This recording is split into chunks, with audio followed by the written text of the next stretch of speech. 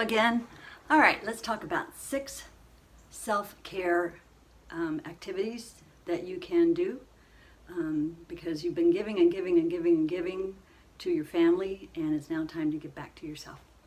All right, first technique is the concept of mindfulness. Now, maybe you've heard your children having a few lessons either at school or I've been doing a few myself. Mindfulness means to notice that the thoughts that you're thinking, catch yourself, are they negative or positive? Because the negative ones tend to have an effect on your entire body, and they're manifesting by maybe a tight neck or stomach ache or headache or your attitude. And so the thoughts you think do have a very big effect on your overall body, and definitely that your family dynamics as well. So technique number 1 is watch what you're feeding your mind the most of. Are you watching scary TV all day long, listening to CNN loop over and over and over again? Because that's having an effect on, again, your positive feelings that you're having, because you can't have lots of positive if you're just feeding your mind full of negative. So be aware of the thoughts you're thinking, and normally what happens is your thoughts are either from the past or of the future, and mindfulness means to be aware right now, okay? Not to judge it, just notice those are some negative thoughts, so you may want to cut back on some of the negative programming that you're watching. Instead, try something like watching funny videos from back in the day, or listening to some cool music, or dancing, or whatever you want to do that's more positive. That's number 1. Number 2, change your attitude. Now, I know you talk about your children's attitudes a lot, and really they're basing their attitudes basically by watching and listening to you. So be aware that you can have an attitude of gratitude, and it's the fastest way to calm yourself down is by stopping mid-sentence if you have to and say, wait, what are we grateful for during this difficult, potentially difficult time? Is there anything that you can be thankful for?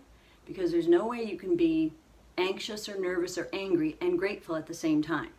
So it's the fastest way to turn that negative thinking into more positive, and it stops everybody and focuses on an attitude of gratitude, because there is an awful lot to be grateful for every single day, but you have to think about it and express it. All right, next is you've got to have some quiet time, and I understand what I'm saying. I know that you've got children to take care of. You probably are working from home. Some of you are. Some of you are laid off.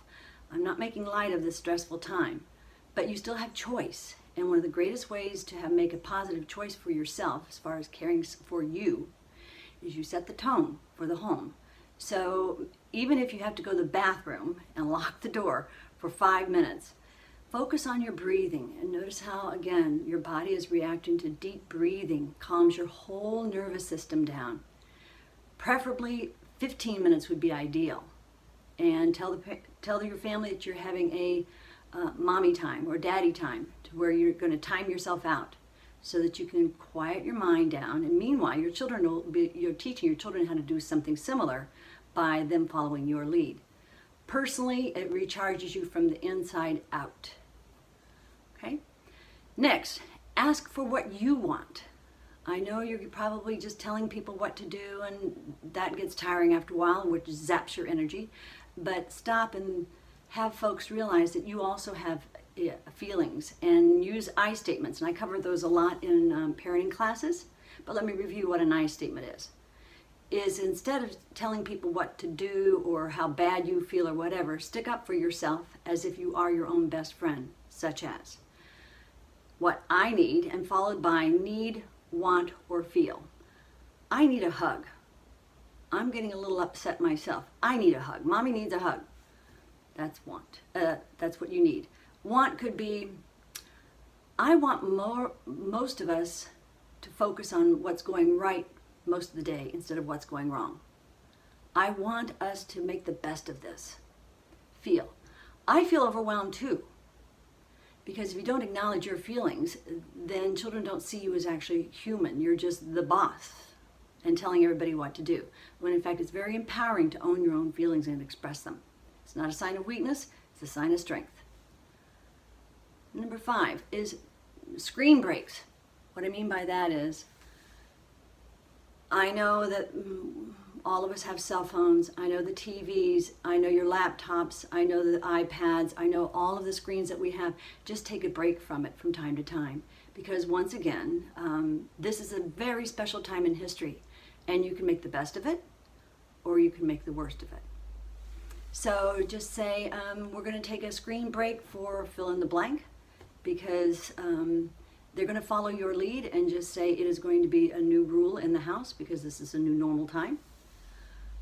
Okay, so take screen breaks as often as possible. Meanwhile, do something strange like everybody go read, preferably outside. We're so blessed to live in a beautiful state where we can do that. A lot of people that are going through this cannot do that. Go for walks, sit outside, play I Spy outside, what you see out in the environment. So take screen breaks as often as possible. Number 6 is feed yourself with some positive words. I call this either an affirmation or a mantra. And watch yourself talking to your girlfriends or your guy friends or family members that are calling, because children are listening and you're going to send the message of perhaps how you'd like to feel, but you're really not feeling right now. And that is something like when they say, "How are you doing?" You say, "We're making the best of it. We're making the best of it." Or, "One day at a time." Or, "We're a strong family. I know we will get through this." So that you're sending the message not only to yourself, your children, but also your friends and family. Because if you get into some negative drama with your friends, the children will do the same with their friends as well. Okay, in conclusion, be mindful of how much you're feeding negative thoughts to your body and to your peace of mind. Have an attitude of gratitude. Make some quiet time for yourself, even if it's only 5 minutes. Ask for what you need, want, or feel. Take a screen break and have a mantra or an affirmation, something you tell yourself over and over again, because the better it gets, the better it gets, the worse it gets, the worse it gets. So feed yourself with some positive self-care thoughts. And last but not least, this is a special time in history, and your children will remember it for the rest of their lives. So what kind of memories would you like to leave with them during this special time? Because again, they will tell those stories for the rest of their lives.